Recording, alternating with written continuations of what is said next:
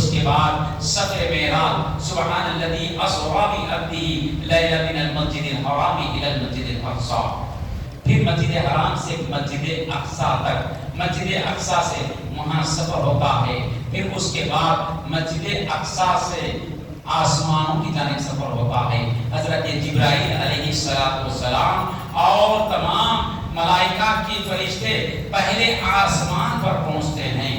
پہلے آسمان پر پہنچنے کے بعد دروازہ کھٹکھٹایا جاتا ہے کہ دروازہ کھٹکھٹانے کے بعد پہلے آسمان پر پڑھتے ہیں، دروازہ کھٹکھٹایا جاتا ہے، دروازہ بند ہے۔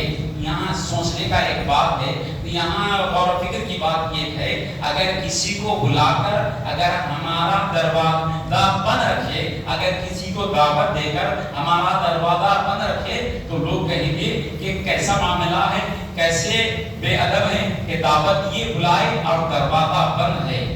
اب حکمت کیا ہے؟ بلایا گیا لیکن آسمان کا دروازہ بند ہے، دروازہ کھلا کیوں نہیں؟ دروازہ کھٹکھٹایا گیا کہ دروازہ کون ہے؟ اندر پہلے آسمان کے فرشتوں نے پوچھا کہ کون ہے؟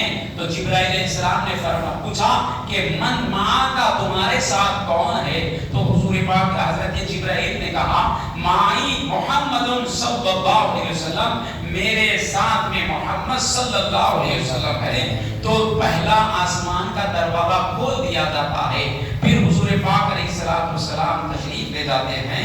تو عزیزان گرامی یہاں ایک بات عرض کروں کہ دروازہ پہلے بند کیوں تھا، پھر بعد میں بولنے کے بعد کھولا کیوں گیا؟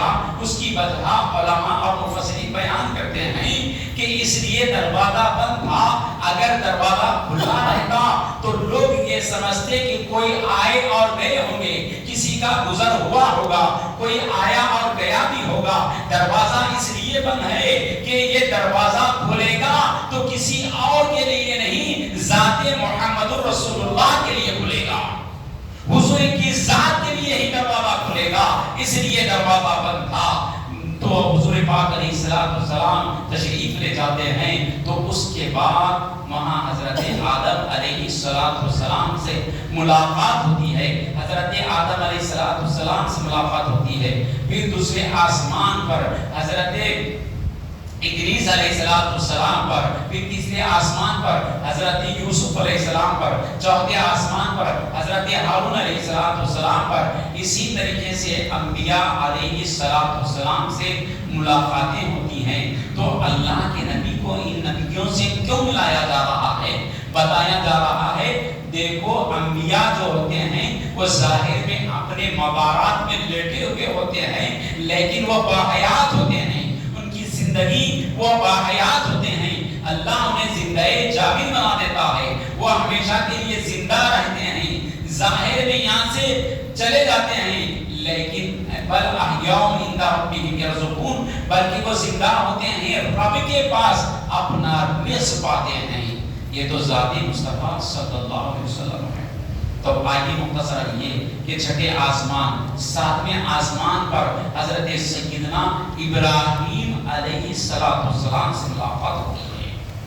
ابراہیم علیہ السلام سے ملاقات ہوئی، دیکھا کہ ابراہیم علیہ السلام ایک کعبۃ اللہ کے جیسا، ایک کعبۃ اللہ کا ماڈل، ایک جس کو بیت المعمور کہا جاتا ہے، جیسے یہاں دنیا میں کعبۃ اللہ ہے مکہ المکرمہ میں، ویسے ہی ساتوں آسمانوں پر ایک بیت المعمور بنا ہوا ہے، اور حضرت ابراہیم علیہ السلام اس کو ٹیک لگا کر تشریف فرما ہے۔ مختصراً یہ کہ ساتوں آسمانوں کے بعد سدرۃ المنتہا، جس کو حدیث شریف میں کہا گیا سدرۃ المنتہا، یہاں ہر ایک کی رسائی ختم ہو جاتی ہے، ہر ایک جو اڑ سکتا ہے، جو سوچ سکتا ہے، جو سمجھ سکتا ہے، سدرۃ المنتہا پر پہنچ جاتے ہیں۔ وہاں سے آگے کسی کی سوچ نہیں، کسی کی فکر نہیں، کسی کا دماغ نہیں، کسی کی سوچ بھی پہنچ نہیں سکتی، وہاں تک پہنچتے ہیں۔ وہاں کے بعد حضرت جبرائیل عرض کرتے ہیں یا رسول اللہ صلی اللہ علیہ وسلم آپ یہاں سے آگے تشریف لے جائیں۔ تو جبرائیل علیہ السلام نے فرمایا اے جبرائیل، کوئی مہمان بلانے کے لیے آئے اور وہ آدھے راستے میں یہاں تک چھوڑ دے، یہ کیسے ممکن ہو سکتا ہے؟ تو جبرائیل علیہ السلام نے کہا کہ یا رسول اللہ، اگر میں یہاں سے ایک پل بھر بھی آگے بڑھ جاؤں گا تو میرے پر چل کر خاکستر ہو جائیں گے، میں اس سے آگے نہیں بڑھ سکتا۔ تو عزیزان گرامی، تمام نبیوں کی سوچ، تمام نبیوں کا مقام و مرتبہ، تمام اولیاء اللہ، غوث و قطب، اختاب، خلفائے راشدین، صحابہ، اہل بیت، سب کی نظر جہاں پر ختم ہوتی ہے، جہاں پر سب کی سوچ ختم ہوتی ہے، جہاں پر سب کے اینڈنگ ہوتا ہے، جہاں پر سب کا معاملہ ختم ہوتا ہے، تو وہاں سے حضور پاک علیہ السلام کا سفر شروع ہوتا ہے۔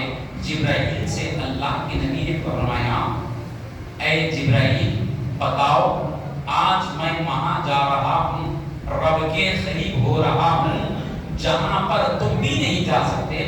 حل لکا حاجت یا جبرائیل، اے جبرائیل تمہاری کوئی حاجت ہے، تمہاری کوئی آرزو ہے، تمہاری کوئی دعا ہے، تمہاری کوئی تمنا ہے؟ اگر تمہاری کوئی دعا ہے تو بتائیں، میں جا رہا ہوں خدا کے پاس تاکہ تمہاری بات بھی میں اللہ کے سامنے پیش کر سکوں، خالق کائنات کے سامنے پیش کر سکوں۔ عزیزان گرامی، جبرائیل علیہ السلام نے کیا عرض کیا؟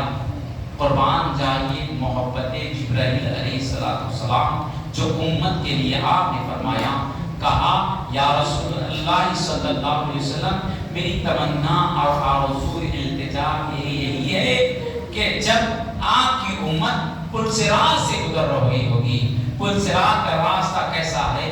جو تلوار سے تیز ہے، بال سے باریک ہے، پل صراط سے جب امت گزر رہی ہوگی تو یا رسول اللہ میری تمنا یہ ہے کہ میں اپنا پر پل صراط کے راستے پر بچھا دوں تاکہ آپ کی امت پل صراط کے راستے سے آسانی سے جا سکے۔ میری یہ دعا ہے۔ حضرت جبرائیل علیہ السلام نے کہا، مختصر یہ